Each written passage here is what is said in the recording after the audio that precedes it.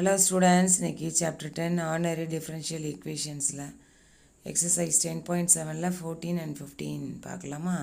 14th one பாருங்க, x dy by dx plus 2y minus x squared log x equal to 0. So இதோட solution பார்க்கலாம். அந்த கொஷினை அப்படியே எழுதியிருக்கேன். இந்த dy by dxக்கு முன்னாடி xன்னு ஒரு நம்பர் இருக்கு இல்லையா, கோஃபிஷியன்ஸ் கீழே இருக்கு இல்லையா, நமக்கு வெறும் dy by dx தான் ஆரம்பிக்கணும். அதனால் த்ரோ அவுட் வந்து எக்ஸால் டிவைட் பண்ணுறோம், எக்ஸால் வகுக்கிறோம்.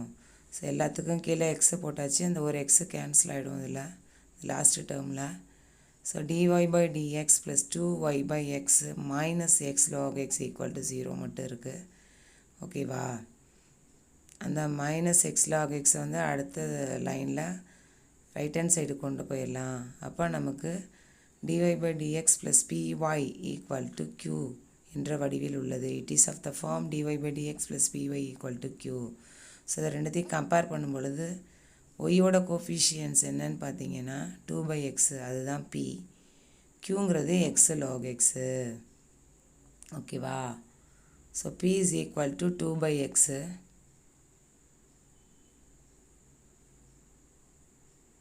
qங்கிறது x log x.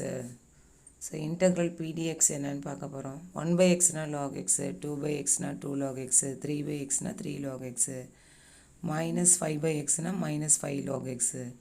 So p is equal to 2/xன்னு இருக்கா. அப்போ இன்டெக்ரல் pdx equal to இன்டெக்ரல் 2/x dx, therefore 2 log x. இந்த 2வை வந்து பவரில் கொண்டு போனீங்கன்னா log x ஸ்கொயர்னு வந்துடும். நம்ம என்ன கண்டுபிடிக்கணும்னா e பவர் இன்டெக்ரல் pdx வேணும். So e power log x squared, e log வந்தால் கட் ஆகிடும். ஸோ x ஸ்கொயர்டு மட்டும் இருக்குது.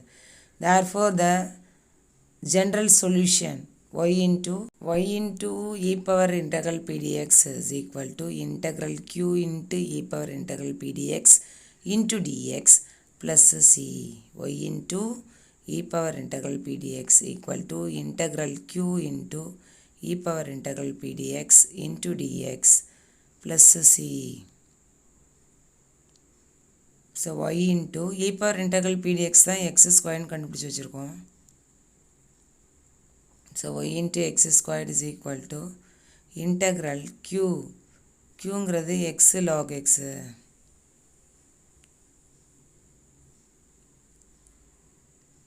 into x squared into dx plus c. So x squared y is equal to அது மல்டிப்ளை ஆகிறச்சா x cube log x into dx plus c. இது product ரூலில் இருக்குது, but டிஃபரன்சியேஷனில் தான் அந்த ரூலை அப்ளை பண்ணணும். இதில் வந்து நம்ம என்ன பண்ணுறோம் அப்படின்னு பார்த்தீங்கன்னா ஐலேட் அப்படின்னு ஒரு கான்செப்ட் இருக்குது. ஐங்கிறது இன்வர்ஸ் ட்ரிக்னாமெட்ரிக் ஃபங்க்ஷன், எல்லுங்கிறது லாகரிதமிக் ஃபங்க்ஷன், ஏங்கிறது அல்ஜிப்ரிக் ஃபங்க்ஷன், டீங்கிறது ட்ரிக்னாமெட்ரிக் ஃபங்க்ஷன், ஈங்கிறது எக்ஸ்போனன்ஷியல் ஃபங்க்ஷன். இதில் நமக்கு லாக் எக்ஸுங்கிறது ஃபஸ்ட்டு வருது நமக்கு கொஷினில். அது ஃபஸ்ட்டு வரதை நம்ம யூவாக எடுத்துக்கிட்டு டிஃப்ரென்ஷியேட் பண்ணணும். செகண்டாக வந்து அல்ஜிப்ரிக் ஃபங்க்ஷன் வருது, ஸோ அதை இன்டெக்ரேட் பண்ணணும். எது ஃபஸ்ட்டோ அதை டிஃப்ரென்ஷியேட் பண்ணணும், எது செகண்டோ அதை இன்டெக்ரேட் பண்ணணும். ஸோ வந்து லாகரிதமிக்கோ இல்லை இன்வர்ஸ் ட்ரிக்னாமெட்ரிக்கோ வந்தால் நம்ம இன்டெக்ரேஷன் பை பார்ட்ஸை தான் யூஸ் பண்ண முடியும். அல்ஜிப்ரிக்கு அப்புறம் வர ட்ரிக்னாமெட்ரியோ எக்ஸ்போனன்ஷியலோ வந்தால் நம்ம பெர்னோலி அப்ளை பண்ணலாம். So use equal to log x அப்படின்னா du by dx is equal to 1/x. அந்த dx கிராஸ் ஆச்சுன்னா du is equal to 1/x dxன்னு கிடைக்குது. Integral dv is equal to integral x cube into dxனா v is equal to x power 4/4. சரிங்களா, இன்வர்ஸோ லாகரிதமிக்கோ வந்துச்சுன்னா நம்ம integration by பார்ட்ஸை தான்டா use பண்ணணும். அல்ஜிப்ரிக்கு அப்புறம் வர ட்ரிக்னாமெட்ரியோ எக்ஸ்பென்ஷியலோ வந்தால் பெர்னோலி ஃபார்ம்லாம் யூஸ் பண்ணலாம். So integral u dv is equal to uv minus integral v du. So integral uங்கிறது log x இன்ட்டு dv அப்படிங்கிறது எக்ஸு க்யூபு இன்ட்டு dx. இதுதான் நம்மளுடைய கொஷின்னு. ஸோ இந்த ஃபார்முலாவில் போட்டுட்டு சிம்ப்ளிஃபை பண்ணிவிட்டு இங்கே எடுத்து காப்பி பண்ணிடலாம். So uv log x into x power 4/4 minus integral v அப்படிங்கிறது x power 4/4 into du 1 by x into dx. So log x into x power 4 by 4 ஒரு எக்ஸு கேன்சல் ஆகிடும். அப்போ பேலன்ஸ் வந்து என்ன இருக்குன்னா எக்ஸ் க்யூப்னு இருக்குது. So minus integral x cube by 4 into டிஎக்ஸ்ன்னு இருக்குது. ஸோ ஃபஸ்ட்டு இந்த டேர்ம் அப்படியே கொண்டு போய் அங்கே காப்பி பண்ணிவிட்டு அங்கே போய் இன்டெக்ரேட் பண்ணிக்கலாம். இதை தான் நம்ம இந்த இன்டெக்ரேஷன் பை பார்ட்ஸை யூஸ் பண்ணி நம்ம கண்டுபிடிச்சி வச்சுருக்கோம். So x squared y is equal to x power 4 into log x அப்படின்னு எழுதியாச்சு. Minus integral x cube by 4 into dx plus சின்னு இருக்குது.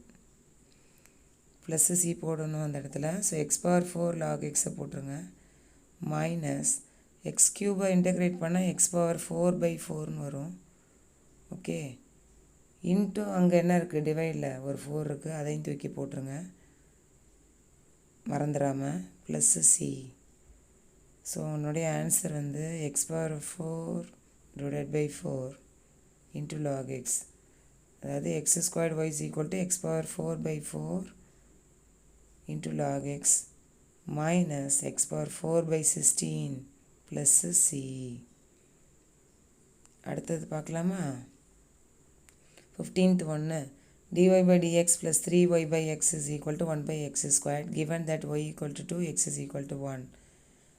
இது டேரெக்டாகவே அந்த ஃபார்மேட்டில் கொடுத்துட்டா it is of the form dy by dx plus py equal to q அப்படின்னு. ஸோ ஒய்யோட கோஃபிஷியன்ஸ் என்னவோ அதுதான் நம்மளுடைய p. Equal to right hand சைடில் என்ன இருக்கோ அதுதான் q. So p is equal to 3 by xன்னு இருக்குது, q is equal to 1 by x ஸ்கொயர்ன்னு இருக்குது. இதெல்லாம் ரொம்ப ஈஸியான கொஷின்ஸு தான், 5 மார்க்கில் கேட்பாங்க. சரிங்களா? அதெல்லாம் கோத்ரூ பண்ணிடுங்க, போட்டு பார்த்துருங்க மேக்ஸ் எல்லாம். சரிங்களா? மேக்ஸ் எல்லாம் எப்போயுமே ஒர்க் அவுட் பண்ணி தான் பார்க்கணும். சரியா? அது மக்கப் பண்ணுற வேலையை வச்சுக்கக்கூடாது. ஸோ பிங்கிற இடத்துல என்ன இருக்குது 3 by xன்னு இருக்குது. க்யூங்கிற இடத்துல என்ன இருக்குது 1 by x ஸ்கொயர்ட் அப்படின்னு இருக்குது. ஸோ இன்டெக்ரல் pdx என்னன்னு பார்த்தீங்கன்னா integral 3 by x into dx. இப்போ தான் சொன்னேன் 1 by xனால் log x, 2 by xனால் 2 log x, 3 by xனால் 3 log x. ஸோ அந்த 3 பவரில் கொண்டு போனால் log x க்யூப்னு ஆகிடும். E power integral pdx is equal to e power log x cube. E log வந்து அது கட் ஆகிடும். ஸோ எக்ஸ் க்யூப் மட்டும் இருக்கும். Therefore the general solution is y into e power integral pdx is equal to integral q into e power integral pdx into dx plus C.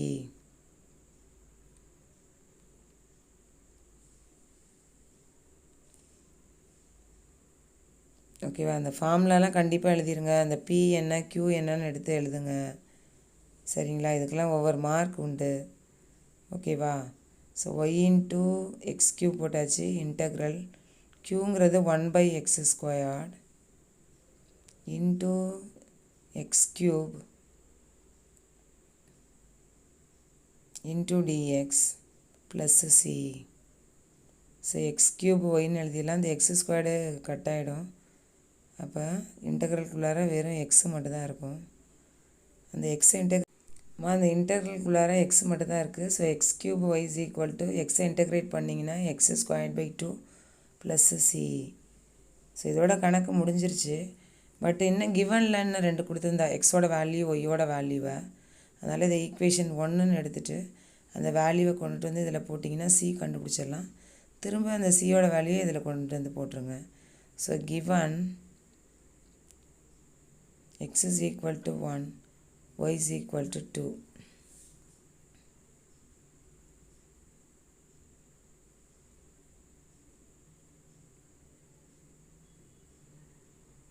So அந்த equation 1ல் கொண்டு போய் போடலாமாடா?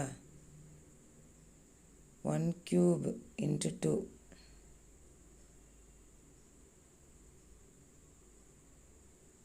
equal to 1 square divided by 2 plus c.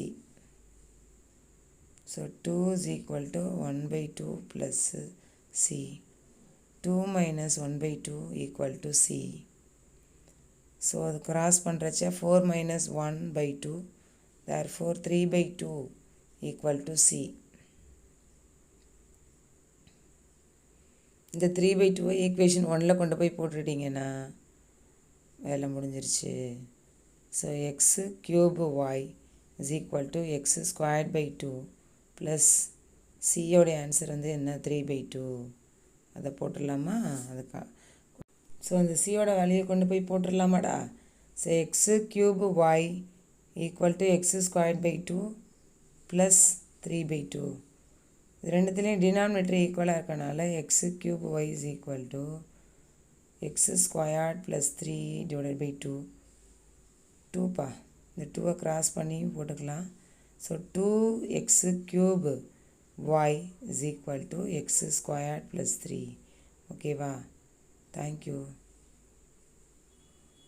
Students.